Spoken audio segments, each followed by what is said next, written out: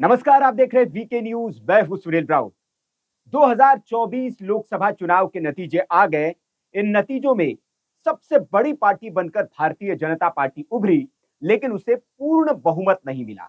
हालांकि एनडीए 293 सीटों के साथ पूर्ण बहुमत हासिल करके सरकार बनाने जा रहा है।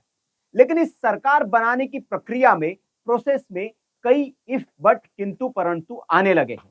मीडिया में तमाम तरह की खबरें चल रही है। इंडिया गठबंधन जो है मीटिंग कर कर मुंगेरी लाल के हसीन सपने देख रहा है और वो ये दावा कर रहा है कि ये मैंडेट जो है ये मोदी सरकार को नहीं मिला है।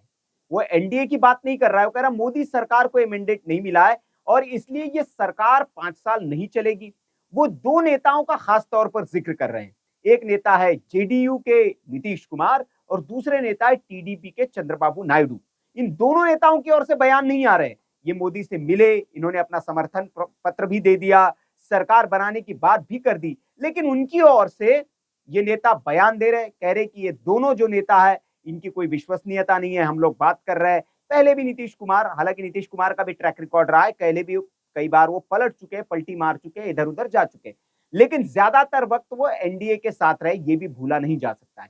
टीडीपी के नेता जो है चंद्रबाबू नायडू, उनके साथ भी, हालांकि वो पलटी मारने वाले में नहीं है, वो भी एनडीए के साथ पहले कई दिनों तक रह चुके हैं, लेकिन नरेंद्र मोदी का खास तौर पर वो विरोध कर चुके हैं पहले।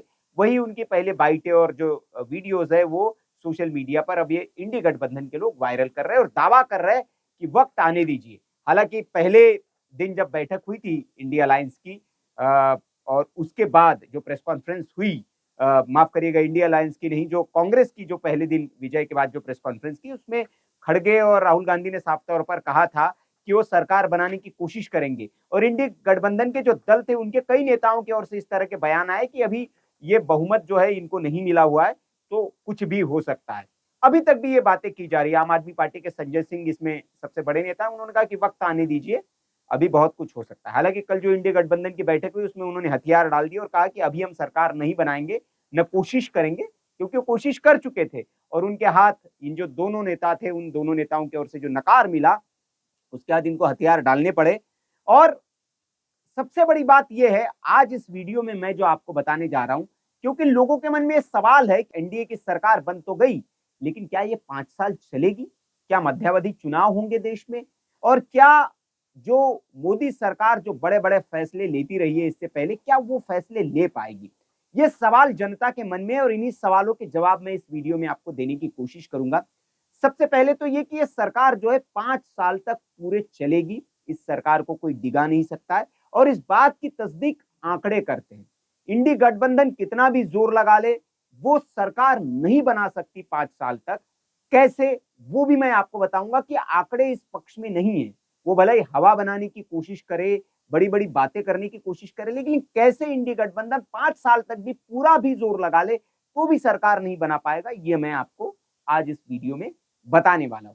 तो इसके लिए आपको आंकड़ों को समझना पड़ेगा। हवा हवाई बातें जो विपक्ष के बड़े बड़े नेता कर रहे हैं, उनके हवाई हवाई बातों और भ्रम फैलाने की जो कोशिश की जा रही है, उससे परे आपको आंकड़ों को देखना होगा। एक बार की हम मान भी लेते हैं कि चंद्रबाबू नायडू भारतीय जनता पार्टी का साथ छोड़ देते हैं, एनडीए का साथ छोड़ देते हैं, नीतीश कुमार पलटी मार लेते हैं, तो क्या होगा? इस परिस्थिति में भी भारतीय जनता पार्टी की नित एनडीए की सरकार बनी रहेगी। कैसे, वो मैं आपको समझाने की कोशिश कर रहा हूं। अब आप देखिए, जो मौजूदा सीटों का जो गणित है पहले उसको समझ लीजिए। जो स्क्रीन पर आप नंबर देख रहे हैं ये मौजूदा नंबर है, जिसमें 293 सीटें जो है वो एनडीए के पक्ष में हैं, जिसमें से 240 सीटें भारतीय जनता पार्टी की है अकेले और 234 सीटें जो है वो इंडिया गठबंधन को मिली हुई है। लेकिन ये 234 को आप 233 ही मानिए, 34 नहीं है। क्यों? क्योंकि इसमें से राहुल गांधी 2 सीटों पर लड़े हैं। तो कांग्रेस की जो 99 सीटें है वो 98 ही है। एक सीट उनको छोड़नी पड़ेगी, उस पर उपचुनाव होंगे और उस उपचुनाव के नतीजे क्या आते हैं ये देखना होगा, तब इसको 234 आप मान सकते हैं। लेकिन फिलहाल ये 233 ही है, 234 नहीं है। तो 233 कांग्रेस नित जो इंडिया गठबंधन है, जो पूरा इंडिया गठबंधन है, जो साथ में भी लड़े, एक दूसरे के खिलाफ भी लड़े, पंजाब में, पश्चिम बंगाल में, केरल में लेफ्ट पार्टी बनाम कांग्रेस लड़ाई लड़ी, फिर भी सारे सीटें हमने इसमें मिला ली तो भी ये 233 का आंकड़ा बनता है। अब इन दो के अलावा जो सीटें छूटी हुई है वो कुल 16 सीटें छूटी हुई है जो अन्य के खाते में, और इन 16 में से 7 निर्दलीय है और 9 जो सांसद है वो अलग अलग पार्टियों के हैं, जिसमें अकाली दल भी शामिल है, जिसमें हनुमान बेनीवाल की एक पार्टी है वो भी शामिल है राजस्थान से, और वाईएसआर कांग्रेस जो है जगन मोहन रेड्डी की पार्टी, उसके 4 सांसद शामिल है। तो ऐसा कुल मिलाकर ये 543 सीटों पर चुनाव हुए और चुनाव के नतीजे आए।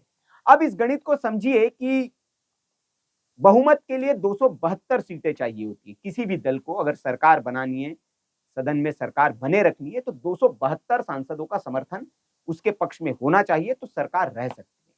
तो हम ये मान के चलते हैं, जिस तरह के कयास किए जा रहे हैं कि कल नीतीश कुमार पलट जाएंगे, चंद्रबाबू नायडू पलट जाएंगे, तो हम ये मान के चलते हैं कि 293 का जो एनडीए का मौजूदा जो पूरा बहुमत का आंकड़ा जो मिला हुआ है इस वक्त, जो मैंडेट उनको मिला हुआ है, उसमें से हम मान लेते हैं कि नीतीश कुमार बाहर हो गए, चले गए, उन्होंने समर्थन छोड़ दिया एनडीए से और वो चले गए इंडी गठबंधन की ओर चले गए। तो अगर नीतीश कुमार के पास 12 सांसद है, उसको अगर हम माइनस कर दे तो फिर भी 281 सीट एनडीए के पास बचती है, वो भी 272 से ज्यादा ही है। अब एक और हाइपोथेटिकल क्वेश्चन जो इंडी गठबंधन कह रहा है या बाकी लोग कि चंद्रबाबू नायडू भी चले गए, वो उनसे नहीं बन पाई, तो 16 सांसद चंद्रबाबू नायडू के पास है टीडीपी के पास, उसको भी अगर हम माइनस कर दें तो 265 सांसद फिर एनडीए के पास बचते हैं, और इन 265 में से बहुमत के लिए फिर 7 सांसदों की भारतीय जनता पार्टी को ऐसी स्थिति में जरूरत पड़ती है। अब ये 7 सांसद कहां से आएंगे, इस आंकड़े को थोड़ा आपको समझना होगा। अगर Telugu Desam party TDP Bharatiya Janata party का साथ छोड़ देती है, तो उसी राज्य आंध्र प्रदेश में एक और पार्टी है वाईएसआरसीपी, जगन मोहन रेड्डी की ये वाईएसआर कांग्रेस है, इसने 4 सांसद जीते हैं।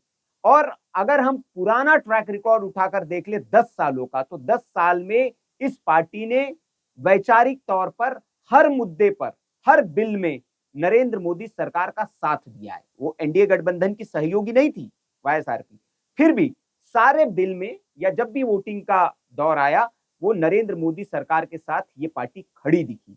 तो अगर तेलुगु देशम पार्टी अगेंस्ट चली जाती है तो उसी आंध्र प्रदेश के ये जो 4 सांसद है आसानी से भारतीय जनता पार्टी के पक्ष में आ जाएंगे।